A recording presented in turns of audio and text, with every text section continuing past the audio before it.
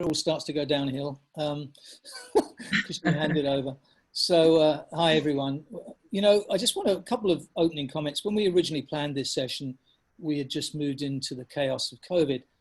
And just as we felt we were seeing the light at the end of the tunnel, in the last 10 days, a few more curves have been thrown our way at every level of both business and personal. So, although a lot of the discussion was originally framed around the COVID crisis, we should be open to discussing things that involve more recent changes, as long as they're, of course, pertinent to our businesses and people strategies.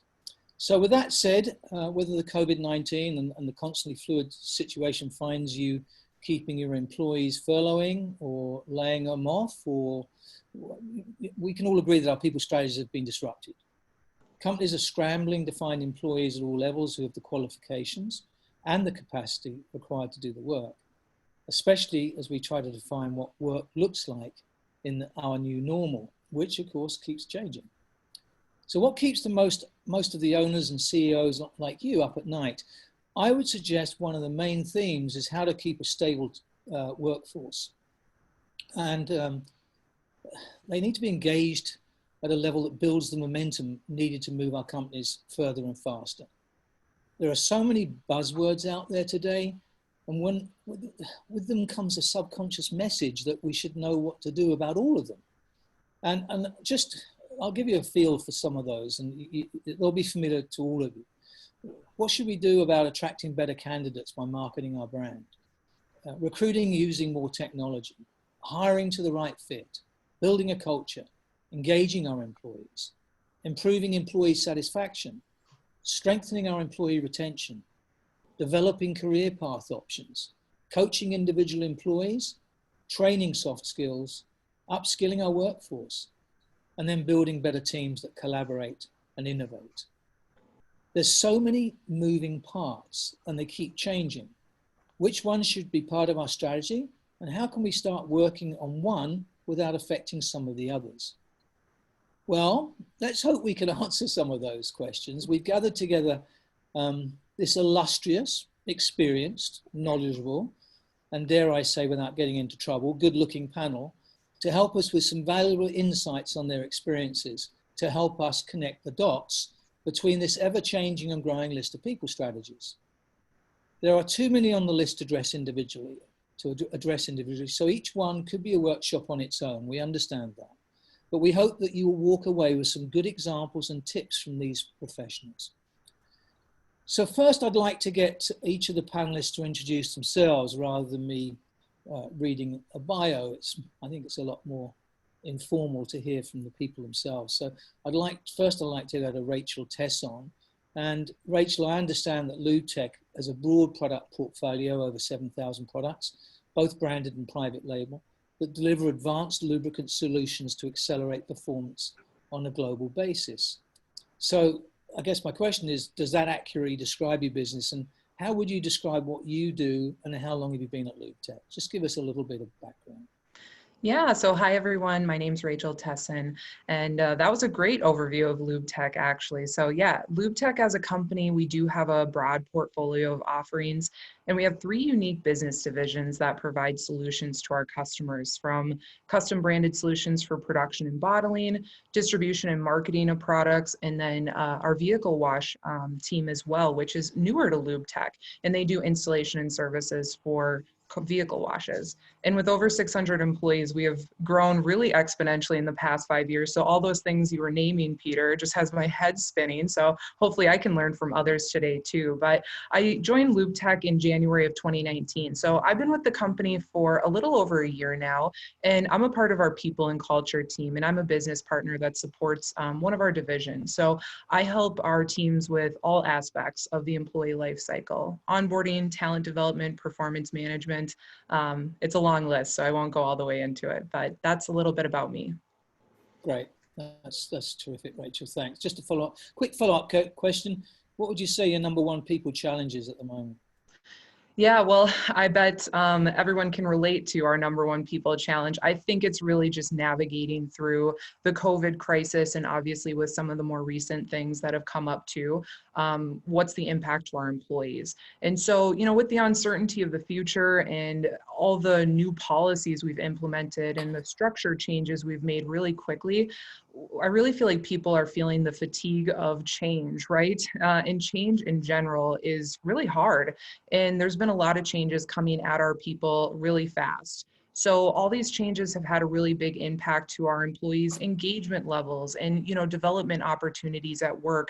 Not to mention that right now, half of our workforce is working remotely full time. So that's new for a lot of people. They haven't had to work remotely for an extended period of time.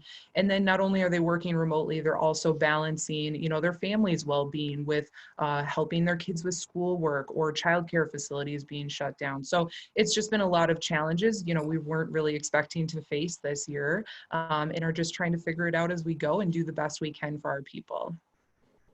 Right. Thanks, Rachel. Good job. So I just made a note there. I don't think it's one of the questions we had, but I'm sure it'll come up, which is the whole remote connection and how we deal with that. So I'd like to turn to Angela Harder. Angela, Core Talent is a recruitment and retention consulting firm designed to help successful growing companies leverage talent as their most important asset.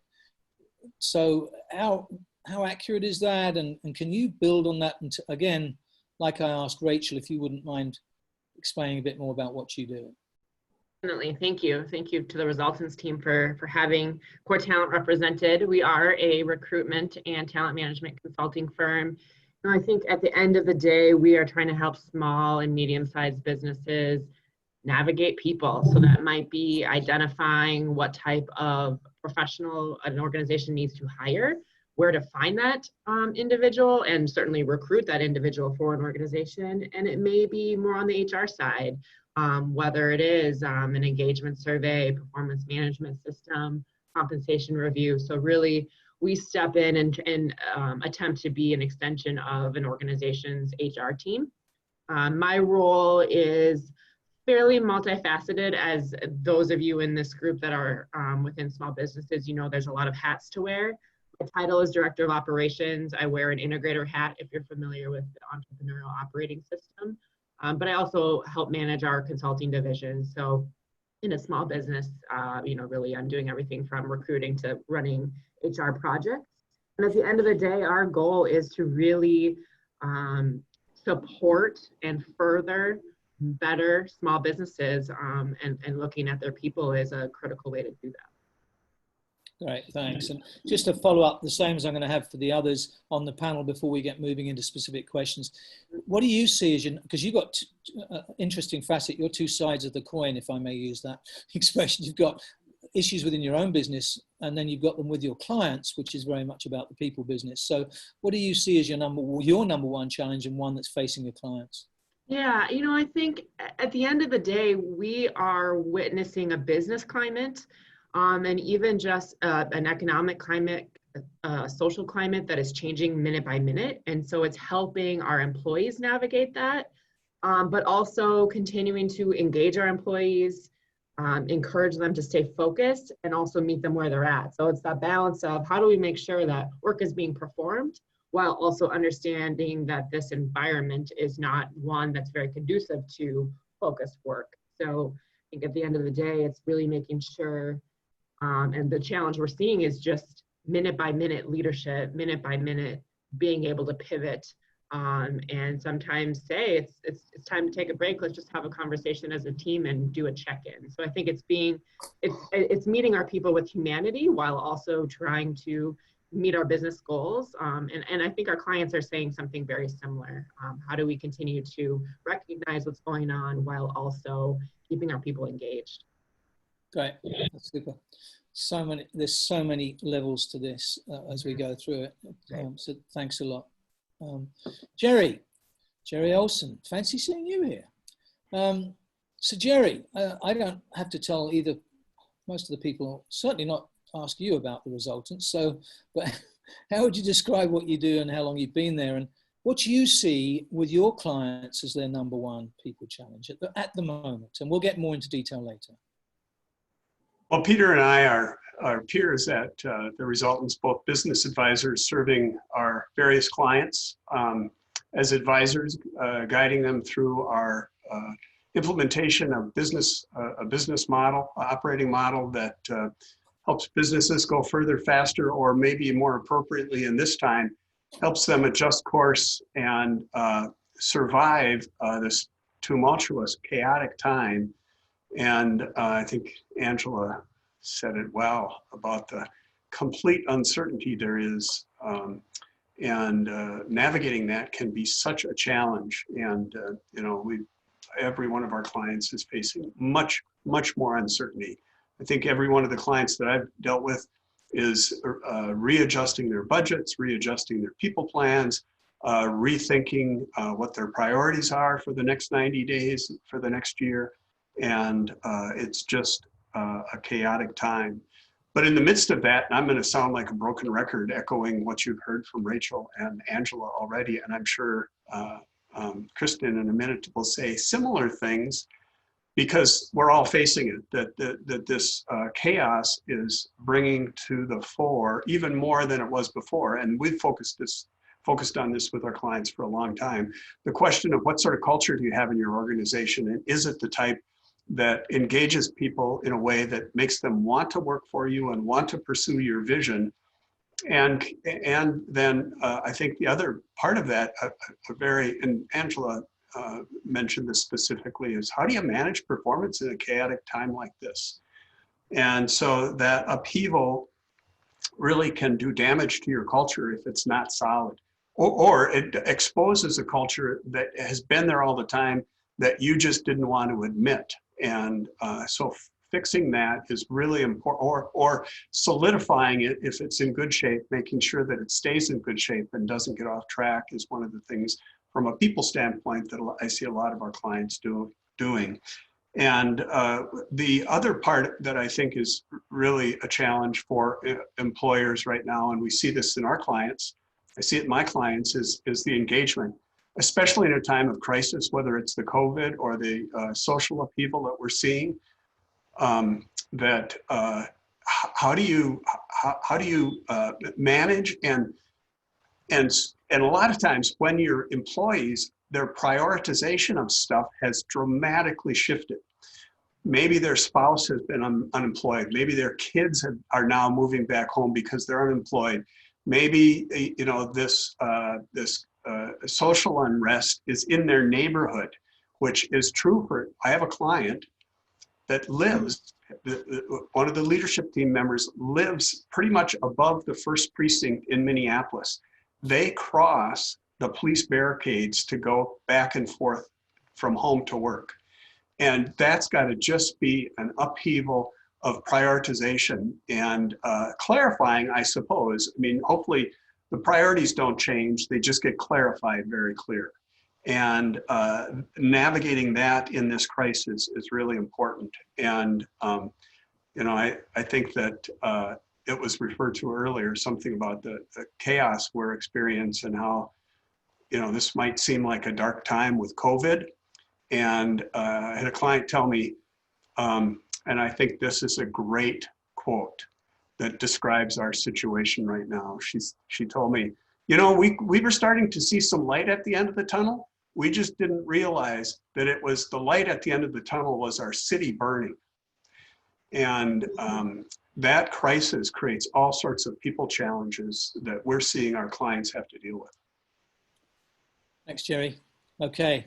And Kristen Bass, quite a few of our clients, of course, are clients of yours. And I understand that Insperity therefore provides human resources and administrative services to over 100,000 small and medium-sized businesses. And I did see that you've been publicly traded since 1997. So could you add some more to that, especially about the types of services you offer, and then describe exactly what you do? Sure, thanks, Peter. First, thanks to the Resultants and Peter and Jerry for inviting me to be part of this panel today and having Insperity represented. We're very grateful for that opportunity to share our story. So Insperity's mission is to help businesses succeed so that communities prosper. And I've been with Insperity for 9 years, and we talk about the mission statement regularly. It's in our office, it's on our website. But I think now more than ever, that mission statement, I think, has really resonated with me, that, you know, when we have healthy businesses, if we've got healthy employees and we've got healthy families and we've got healthy communities, we're all connected, right? So Insperity, what we do, our overarching kind of two things that I always say that we do is we help companies maximize talent and minimize risk.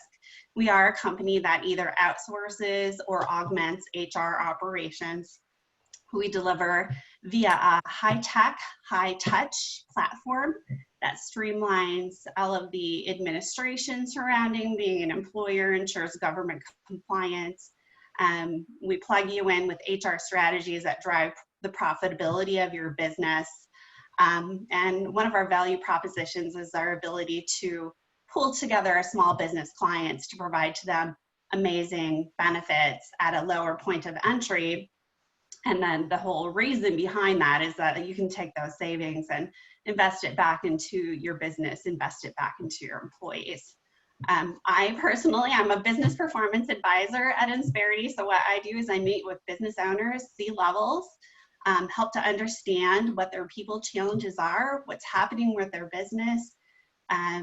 Are they growing? Are they bringing new product? Are they expanding into new territory? All of those things that business owners are thinking about.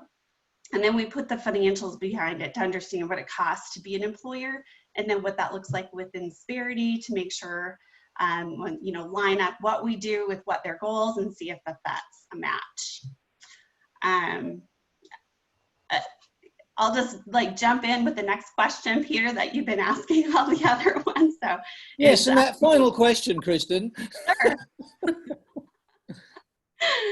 So I would echo what I've heard. Our number one people issue with our clients and just businesses that I've been speaking with in the community is both mental health and burnout.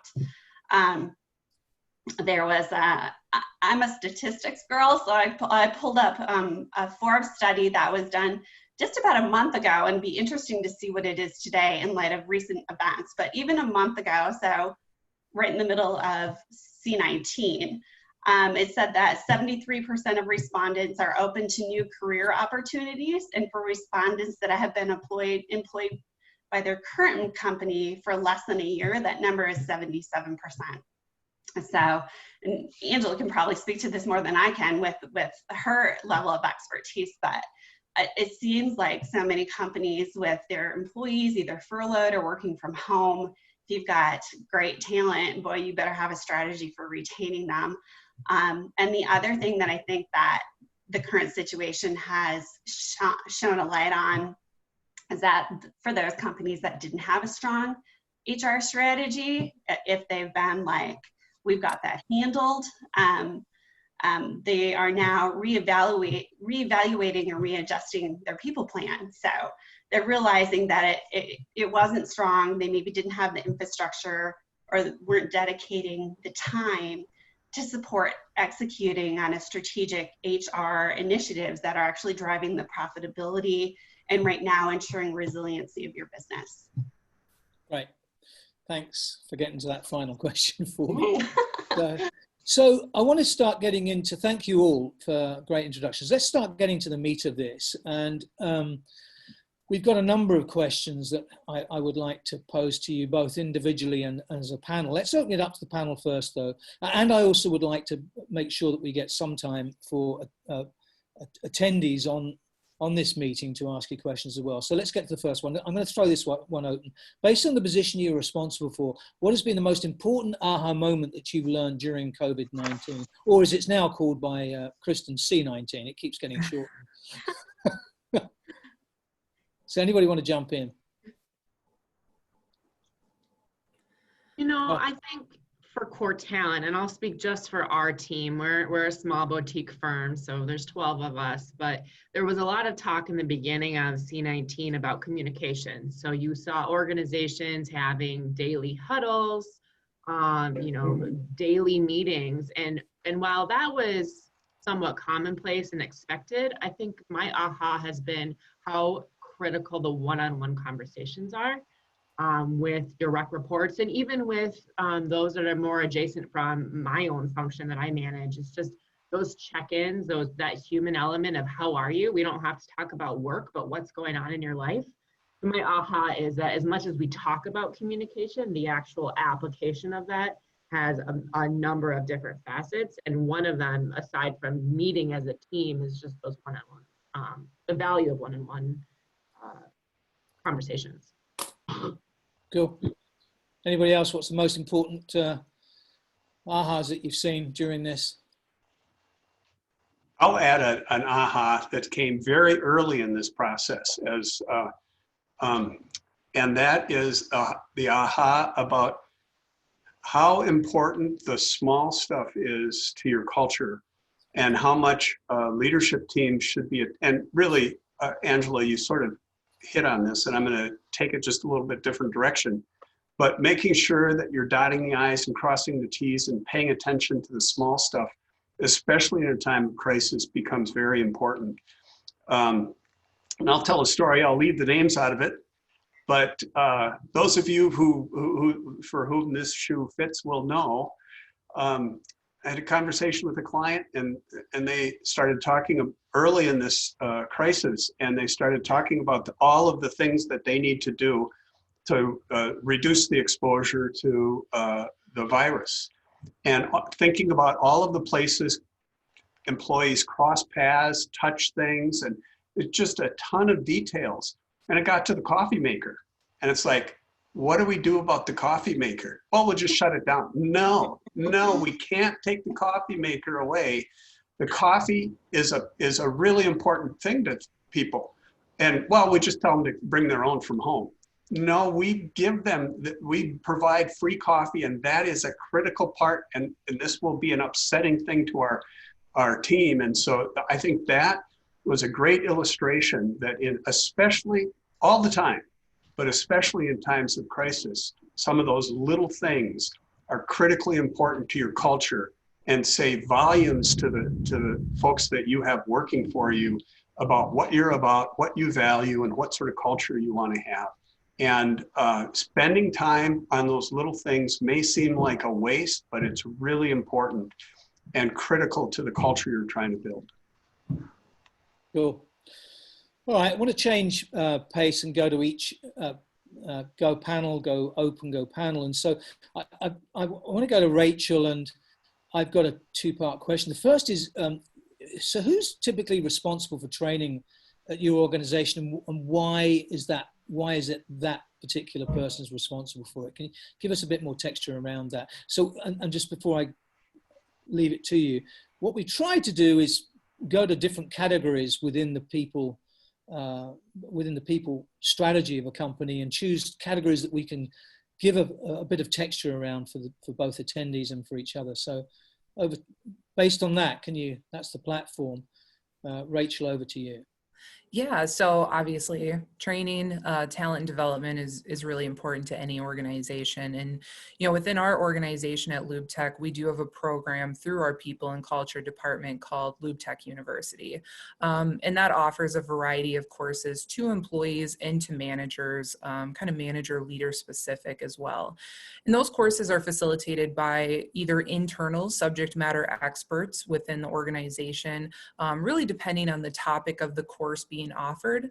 And then we also do partner with an outside vendor to host some supplemental trainings for our employees as well. Maybe an area that we don't have that internal expertise in, we'll go external to get that. So I would say it's a mix of internal and external. And then, when we come to actual job training, that's done by those departmental leaders, right? So as we're onboarding new people into the organization, the leaders and managers are responsible for helping identify the skill set that they would need within that role, and then how we can partner either externally with other vendors or internally to get them that knowledge and skills that they need. And obviously from a talent and development perspective, why we have a Lube Tech University is to continue to encourage our employees around development and giving them a broad range of training opportunities, both for personal, whether it's, financial or, working with your kids or, family, all the way to professional development, and then our leadership courses as well, which will help leaders kind of develop and mature within their career as well.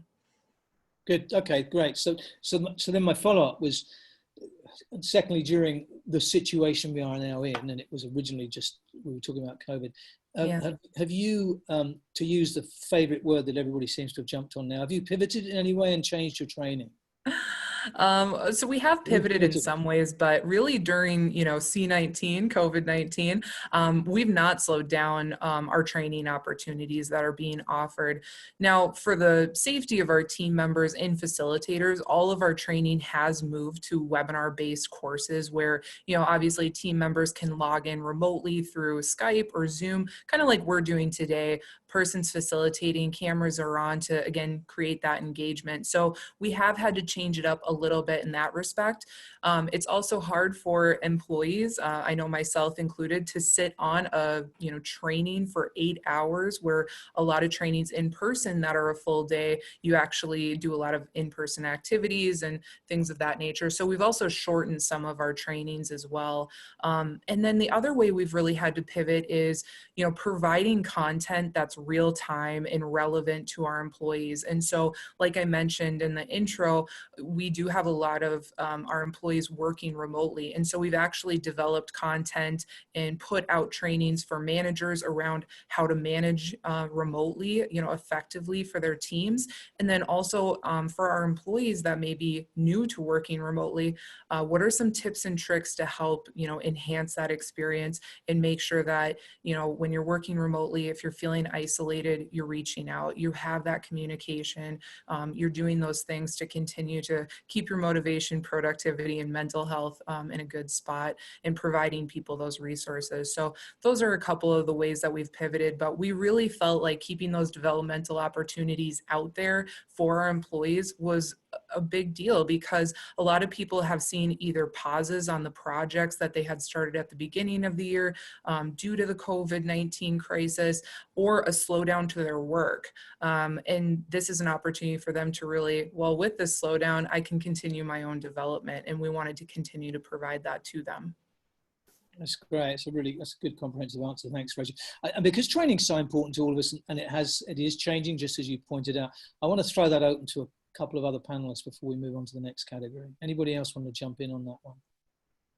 Angela, saw you nodding your head. I'm sorry to. I was thinking about it. We've always had, as a small firm, we've always had a fairly organic training process, especially led by our director of recruiting, because recruiting really is the bread and butter of Core Talent. But I think one thing that we really did over the last few months is encourage our employees to take advantage of a lot of the free content. So how to recruit during COVID and social media during the time of COVID. There were so many organizations that were, presenting free Zoom calls, free content, free white papers. And so what we did, we did make some adjustments to our budget, our training budget, to be, prepared for the changing economic times. But I think at the end of the day, we really encouraged our employees, like Rachel mentioned, to take that downtime, if there was downtime, and seek out resources that would typically be not be free of charge. So it's been more organic, but certainly we put a lot of emphasis on taking advantage of that downtime. Cool, great. All right, let's keep moving, and I'd like to move on to retention, because I think that's an issue for all of us. And I happen to know that Core Talent has a great retention rate at senior leadership level, Angela, because we've talked about it. But so why do your employees stay with your company, and what do you see as the other main reasons that your clients as well? So why do they stay, and why do some of them not? No, that's a great question. And back to kind of the original discussion around statistics that Kristen shared, really, if you look at the data today, a lot of reports are showing that tenure is somewhere between 2 and 4 years that an employee stays. So I like to be very realistic with our client organizations. I think gone are the days where somebody sticks around an organization 2 decades. And so I think we need to encourage our clients that the hiring process, while retention, we have to keep retention in mind. Let's make sure we hire people that are going to stick around, bring value, but we're not expecting them to give those next 2 decades. So retention is important, and it's also very much driven by culture. So people stay at our organization because we offer a lot of exposure to business. So rather than one lane that a recruiter stays in, they are exposed to not only how we run our business, our metrics, our financials, our philosophy, but oftentimes exposed to our clients. And so just that opportunity allows people to really grow their business acumen. And then culture is a big piece of it. A lot of transparent conversations, a lot of time spent with performance management, whether that's quarterly reviews, weekly check-ins, annual reviews. So we pour a lot of time in, and we've had feedback from our employees while they do leave after a few years, that we really created an atmosphere for them to learn and grow and be ready for that next step. And we've taken an inward look at our organization and said, we know that at times we can be an incubator for young talent. Let's equip them so that they can go to that next organization and be rock stars, but let's not try to expect that they will stick with us for longer than what the stats are saying. So I think it's a balance. Let's set our people up to be the best when they move on within the community and other organizations. Cool. Anybody else want to tackle retention as being such a challenge? How's it manifesting itself? Kristen, go ahead. So I know there are a lot of great strategies that you can apply here, right? But I was talking with our service team about this just recently, and they're recommending a strategy that I thought was interesting, that kind of goes hand in hand with what Angela was saying, that your employees are probably in most cases not going to stick with you for 10, 20 years. Like, that's just not the environment that it is. But one of the strategies that they're recommending for our clients is that during the interview process, when you've uncovered or decided that that's somebody that you want to add to their team, that you ask them point blank what their long-term goals are. Where do you want to be in 3 years? Where do you want to be in 5 years? And sometimes it might be a match for what your company is trying to accomplish. And then if that's the case, you should talk about that. And if it's not a match, but you can see them being a great contributor over where your company is going to be for the next 1 to 2 years or 3 years, then one thing you can do is tee that up and say, you're going to be great here. We'd love to have you on the team to help us accomplish this. And then that will also help you when you want to go out and find a new position. It's going to set you up for success in the next company that you go to. Like, just call it out and own it instead of trying to hide behind it. And oftentimes when somebody feels valued like that and understood, they want to be seen and heard, right? That in itself could encourage them to maybe stay longer. But if nothing else, at least you were open and honest about it from the get-go, right? So yeah, no, that's good. That's a really good comment. And I think nothing like being fairly transparent and just actually asking the question. So right. What's wrong with that? So, let me move on a little bit. Linked to retention, in the EOS world, we talk a lot about getting the right people in the right seats, and GWC, get it, want it, capacity to do it. And that really is linked to retention to a large extent, because that's key to making sure we not just retention, but expediency in the company. So Jerry, let me ask you, because you've got a lot of experience in that area. In your experience, who often oversees this, and who do you think should do and how? Well, the first part about who oversees this, the sort of the right person, right seat, I think about this, and I think be interesting to hear some of the other perspectives, because there are other smart people on our panel who would have an opinion on this. But I view it, and I think most of our successful clients view this as particularly the larger organizations. Sometimes in smaller organizations, it's tougher because the roles are less specific, let's say, or you can't afford to have somebody running solely doing just HR work in some of the smaller organizations.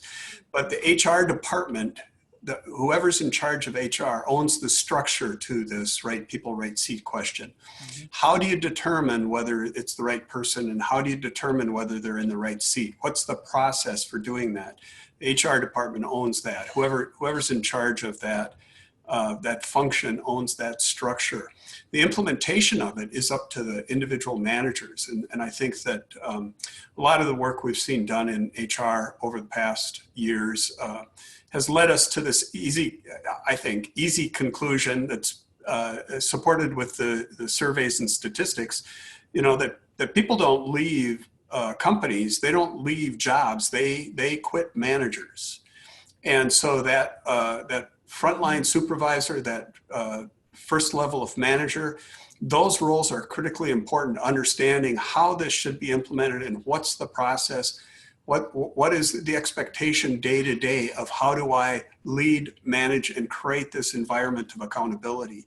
And so that GWC is really an application of the process that's established corporately, should be carried out by those individual managers, and that in collaboration with the individual. I mean, this should be a two-way dialogue. It should not be a dictate. And I think that leads to one of the key questions over the course of my career of doing a lot of human resource consulting and a couple of different iterations of my career sitting in the vice president of human resources seat, hearing from managers who just really dislike the performance appraisal process because they get to the point where they've got to fill out all these forms and turn them in, and they just don't want to do it. And my experience with that says that they don't want to do it because they don't know what to write, because they haven't set the expectations, and they don't want to have the conversation with those people who they're either not sure of what they're doing because they haven't been paying close enough attention, or they don't want to deliver a negative message because they've never brought it up before. And so on the GWC, the application of that, or the implementation of it, is critically important that the expectations are set upfront early on. Then the question about, do you get it? Do you want it? Do you have the capacity to do it? Is a much easier question if you've clarified the expectations. In the EOS process, that means that GWC has to be intricately linked to the accountability chart. What are the key accountabilities for this job? And also needs to be inextricably linked to the data. How do you measure that? The GWC then gets really easy if you've got those expectations set with clarity on the accountability chart and a metric tied to your scorecard, some key data. And then you have an easy conversation about, do you get this job? Do you want it? What's going on here? You're either meeting the expectations and blowing it out of the park, and we need to find bigger challenges for you, or you've got some problem. Those are easy discussions once that structure is in place and those connections are made to those key tools in your organization. So. Thanks. Pretty comprehensive. Thanks. Anybody else want to add to that before I move on? I was just going to add to Jerry's comment about the role of a supervisor or a manager, and what is so critical in the get it, want it capacity and the performance evaluation is a leader who knows how to be objective. And be able to lead objectively and have those tough conversations. And oftentimes that can be a gap. People have kind of grown up within organizations and they weren't taught specifically how to have those tough conversations. And it feels a little icky to say, I don't think you get it, or I don't think you want it. So it's so critical for HR, again, to be able to lead some of those tough conversations and really be that coach to the leaders on how to have an honest dialogue about somebody's capacity. Yeah, and I think that's a good point, because within that, sometimes you've got the danger of the HR playing a buffer between the employee and the supervisor. And so let me move on to not particularly that, but allude to it at least to Kristen. So, and it's around lines of authority, Kristen. Many businesses do have a hard time clarifying lines of authority between executive leadership, HR, and managers when it comes to employee engagement, employee satisfaction, and what we've touched upon already, retention. In your experience, how have you seen these many accountabilities of HR split up between the three? Yeah, it's interesting, isn't it? Yeah. So employee engagement and satisfaction doesn't belong to like one area. It's really everyone's job. But it does start with the leadership team, in my opinion. So, and then the leadership team needs to be in sync about how they value employees, and then what that looks like in practice on a day-to-day, week-to-week, month-to-month timeline, and that their managers operate similarly. So similar to what Angela was saying, is just like, you know, they need to be able to have those conversations. And I think it's important that everybody up and down through the organization be in sync on what that means. It sounds easy, doesn't it? So, but it's sometimes kind of difficult. So what some companies do is they might delegate engagement to HR or to a committee. And I think that that is really a mistake. Your employees are engaged and satisfied, and stick to your work environment that encourages people to think about their discretionary effort as, you know what, this job deserves my discretionary effort. And so that leadership needs to do those right things to instill that I want to do it. When you're talking about the GWC, to instill that want, it's like, how do you get them to want to do it? Typically what we find is that HR is providing the tools, resources, and guidance, but it's the leadership and the management that really owns that employee experience. That's who is engaging with those employees on a day-to-day basis. Typically when somebody leaves a company, I think Jerry, you said this, they're not leaving because of the HR department. They're leaving because of their relationship with leadership. They're either their manager or maybe at the very top level that got dumped down to their management level. So I think that the key is to ensure that all stakeholders have the same understanding of the company's culture, what's important, and what those priorities are. Good, excellent. Anybody want to add to that at all? We'll move on. Okay, good. That's great, Kristen. Nice comprehensive answer.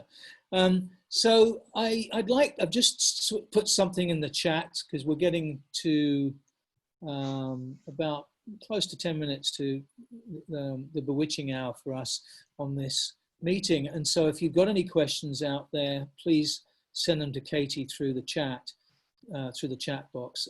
We have plenty of questions to keep going. If you want to take this opportunity though, please ask any of the panel some questions. So I'm going to throw this one open to everybody this time, because I think we should get a good variety of views on this one. There's been a lot of talk, I've certainly come across it in my career, still hear it, around employee review processes, right? Yeah, lots of discussion from let's scrap it to we need to have it at least once a quarter.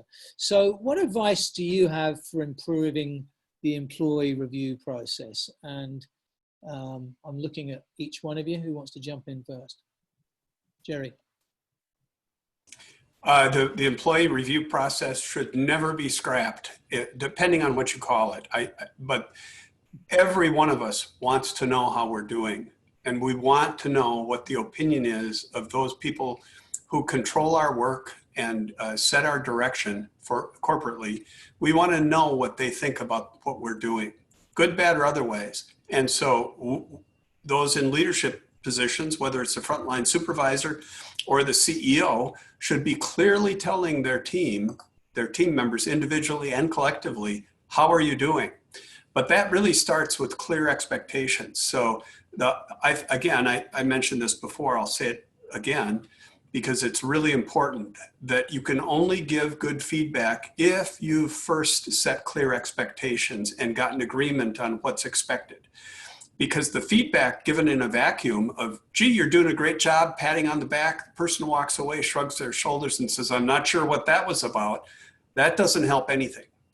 But if you have clear expectations set, and I always think about this in a three-pronged approach, clear expectations set about what behaviors support the values of the organization, what direction you're going to support the vision of the organization, and what your job is to support the specific work that needs to be done. Those three things: direction, behaviors, and the work. If you're clear about what you're expecting on that, those performance or those review conversations can be very simple. How'd you do? You know what the expectations are? Give me a report.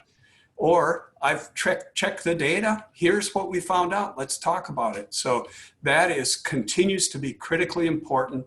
I think it speaks volumes about the structure of this, that there are so many organizations that are ditching the past ways of doing this, that says they didn't know how to do that. It really is a simple process of reaching agreement, giving feedback, and then creating this atmosphere where we're going to hold each other accountable to make sure we're making progress toward that vision. Okay. Anybody else? I love what Jerry just said. So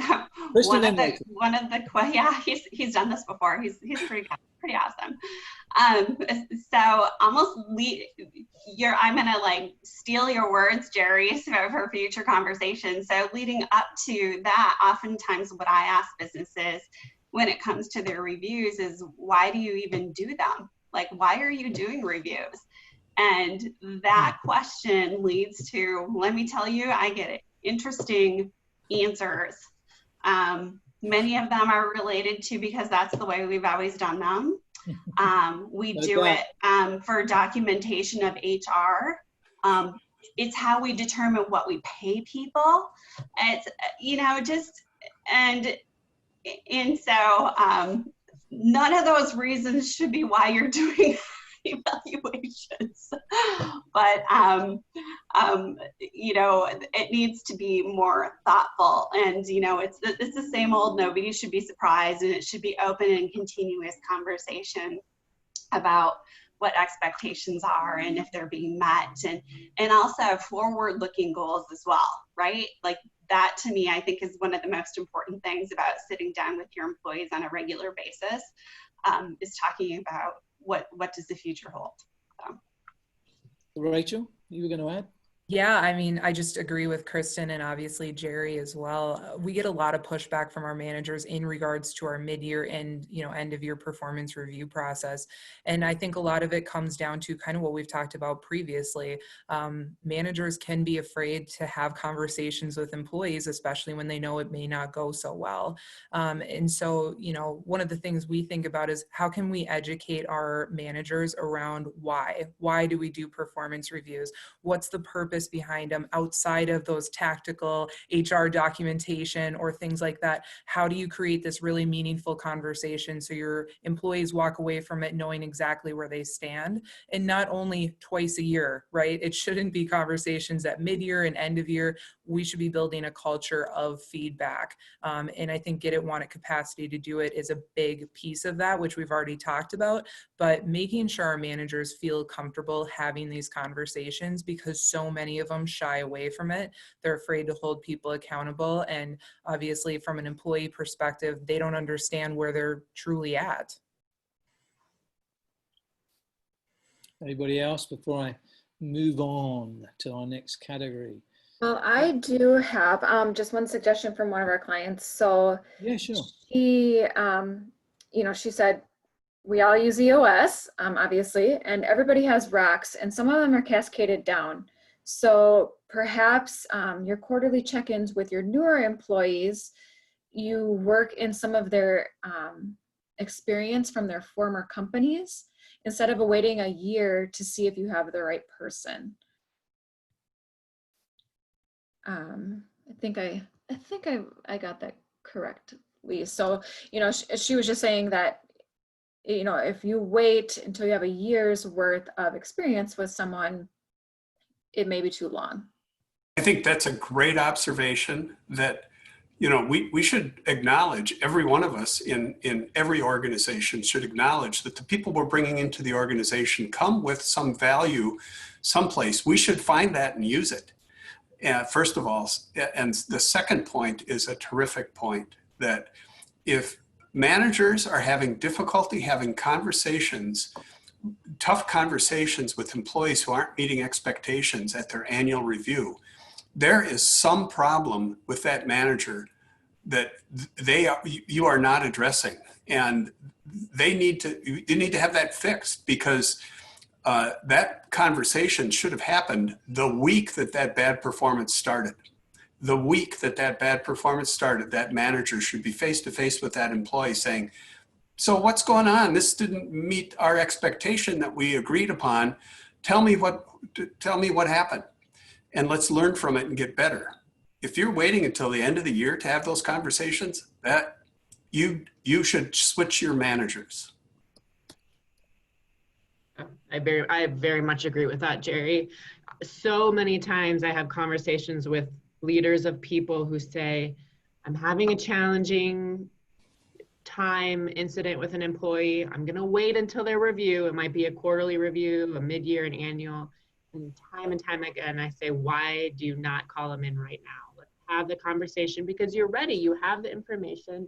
You don't have to try to remember. And the employee remembers it as well. It's really tough to address employee issues a year down the road. Think of all the things that have happened between now and then. So helping, for HR, for executive leadership, helping your managers be able to address in the moment is such a critical competency, because our employees want that feedback. We've talked about that this entire hour, is employees want feedback, good, bad, and different. They want to know. So let's nip it in the bud right now. One thing that brings up, especially in this time of COVID-19 pandemic, remote work, everybody socially distancing, is that we should all be finding ways to measure performance and to be having these conversations very clearly, frequently now, especially when people are likely working more remotely or working in chaos in your facilities. If your workers can't work remotely, it's additional chaos, because their kids are home from school and you're asking them to come into work, and what do they do with that? It's just chaos. They should know. And if you've changed your performance standards because of this, they should know. These conversations are critically important to be having. And I'm pretty sure I'm preaching to the choir for most all of you, because I know a lot of you, and I know that a lot of you are doing this, but it's a good reminder. Right. So thanks for that end piece, Jerry. It stopped me going into something I wanted to move on to behavioral, so because it leveraged off that one earlier. So I'm going to go back to it. So we're getting down to about 3 or 4 minutes before we finish here. And so I wanted to ask each of you in turn about behavioral interview questions, because one of the goals today was that everybody could walk away with something they could probably use, or an insight that they may not have had before they came on this meeting. So behavioral questions are questions that are carefully crafted and open-ended so that we can uncover behavioral tendencies that we feel are needed for a position. The touchy-feely stuff. These types of questions dig deeper into the right fit. So I'd like to ask each of you, can you share with us, and it needs to be a fast round, so no explanation, just share with us 2 of your favorite interview questions, and that's it. We don't have time to go into how it's helped you choose a best candidate for a job. I trust, based on your guys' experience, that it has done that. So rapid fire, and I'm going to start on my screen. I'm going to start with Jerry, move across to Angela, move across to Rachel, and then Kristen. Jerry, 2 interview questions that you think will help determine behavioral that's needed. I'm just going to give you one that I think is a key thing that every interviewer should be good at. Is you should prepare ahead of time, and you should be looking for specific things. And the way you should ask about it is you should ask, tell me a story about, and fill in the blank, and have them tell you the story about when they did this, when they accomplished something, when they faced this certain circumstance that tells you something about the thing you're looking for. Thank you. And that's the question. So tell me a story about. Great. Thank you. Great, Jerry. Super. Angela? I ask, what is your Achilles heel? And I ask, what mentor do you credit the most for where you are today in your career? Ooh, I like those. Yeah. Okay. Well, psychiatrist stuff. Rachel? Yeah, so one of my favorite questions is, tell me about a time when you've made a mistake. And then the other one is tell me about the environment that you strive in a work environment. Great. Super. All right. Oh, I'm glad not getting interviewed by you guys. Kristen. Mine is related to transparency on the side of the employer. So you might say, here's what needs to be accomplished by X date. Does that sound like something you'd be doing? Because that literally is what you will be doing in this role. And then give me an example of when you have done that. So I think it's good to describe, like, this is what your day is going to look like. This is what you're going to be doing, and really uncover, you know, what they are good at and that they actually have experience doing that. Instead of somebody who maybe might respond in generalities, get very specific. Great. Thank you all. I think you've just proved that 4 of you would make great therapists. So if I need help, I know where to go. So we are almost on the dot. And so I'd like to thank all of you for your vast amounts of insights and experience, and for taking the time, your perfect time, special time out to share that with us. So thank you very much. And with that, I'm going to hand it back to Katie.